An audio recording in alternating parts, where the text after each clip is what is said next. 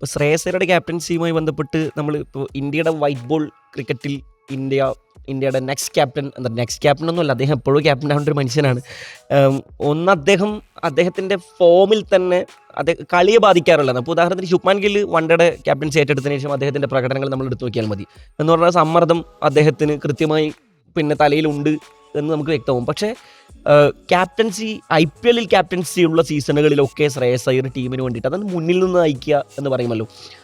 ഇപ്പോൾ പഞ്ചാബിനെ കുറിച്ച് പറയുന്ന സമയത്ത് അവർ കുറച്ച് കാലമായിട്ട് റെഡ് ഹോട്ട് ഫോമിലാണ്. ഇപ്പോൾ ഞാൻ കുറച്ച് കണക്കുകൾ ഇങ്ങനെ എടുത്ത് നോക്കിയ സമയത്ത് IPL ഹിസ്റ്ററിയിൽ ഏറ്റവും കൂടുതൽ 200+ സ്കോറുകളുള്ള രണ്ടാമത്തെ ടീമാണ് പഞ്ചാബ്. അതേസമയം T20 ക്രിക്കറ്റിൻ്റെ ചരിത്രത്തിൽ തന്നെ ഏറ്റവും കൂടുതൽ 200+ സ്കോർ ചേസ് ചെയ്തിട്ടുള്ള ടീം കൂടിയാണ് പഞ്ചാബ് എന്നുള്ളതാണ്. എന്ന് പറഞ്ഞാൽ T20 ക്രിക്കറ്റിൻ്റെ ചരിത്രത്തിൽ ഏറ്റവും വലിയ റൺ ചേസ് നടന്നത് 2024 മറ്റുമാണ്. ആ സീസണിൽ അവർ പ്ലേ ഓഫിൽ പോലും കടന്നിട്ടില്ല.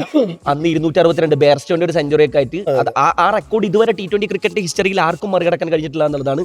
ആ സീസണിൽ അവർ പ്ലേ ഓഫ് പോലും കാണാത്ത സീസണാണ് എന്ന് ആലോചിക്കുന്നത്. അപ്പോൾ പഞ്ചാബ് എന്ന് പറയുന്ന ഒരു ടീമിന് അധികം ഫാൻ ബേസ് ഇല്ലാത്തത് കൊണ്ട്, എന്നാൽ ഒരു ഇതിഹാസ തുല്യമായ ഒരുപാട് കിരീടങ്ങളുടെ കണക്ക് പറയാനില്ലെങ്കിലും ഇതിഹാസ തുല്യമായ ഒരുപാട് റെക്കോർഡുകൾ അവരുടെ പേരിലുണ്ട് എന്നുള്ളതാണ്. ഈ സീസണിലേക്ക് തന്നെ നമ്മൾ എടുത്ത് നോക്കൂ. ഇപ്പോൾ കൂപ്പർ കണ്ണൂളിൻ്റെ കാര്യം നമ്മൾ പറഞ്ഞല്ലോ. മുഹ്സിൻ ഖാൻ്റെ ഒരു തിരിച്ചുവരവ് കണ്ട ഒരു മത്സരം, കംബാക്ക് എന്ന് പറഞ്ഞാൽ കുറേ കാലത്തിന് ശേഷം അദ്ദേഹം തിരിച്ചു വരുന്നത്. ആ വിക്കറ്റ് അദ്ദേഹത്തിന് കിട്ടിയിരുന്നെങ്കിൽ പവർ പ്ലേയിൽ അത്തരം റൺസ് വഴങ്ങില്ലായിരുന്നു. 3 ഓവർ 40 റൺസാണ് പവർ പ്ലേയിൽ വഴങ്ങിയത്. പിന്നെ പ്രിയാൻ ഷാരി എടുത്തിട്ട് അലക്കുന്നതാണ് മുഹ്സിൻ ഖാനെ കണ്ടത്.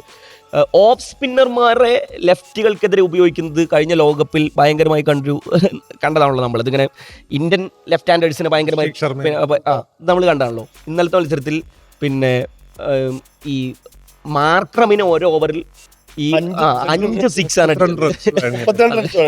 ആലോചിക്കണം. അപ്പോൾ ഇതൊക്കെ കഴിഞ്ഞ ദിവസം നമ്മൾ പ്രിയാൻ ഷാരി ഇന്ത്യൻ ടീമിലേക്ക് ഭയങ്കരമായിട്ട് ഇപ്പോൾ അവകാശവാദം ഉന്നയിക്കുന്ന ഒരു സമയമാണുള്ളത്.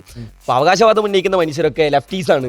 അപ്പോൾ എങ്ങനെ 2 ലെഫ്റ്റീസിനെ നമ്മൾ ഓപ്പൺ സ്ലോട്ടിൽ കൊണ്ടുവരും എന്നൊക്കെ പറയുന്ന സമയത്ത് ഒരു ഓഫ് സ്പിന്നർ അടിച്ച് പരത്തിയിട്ടാണ്.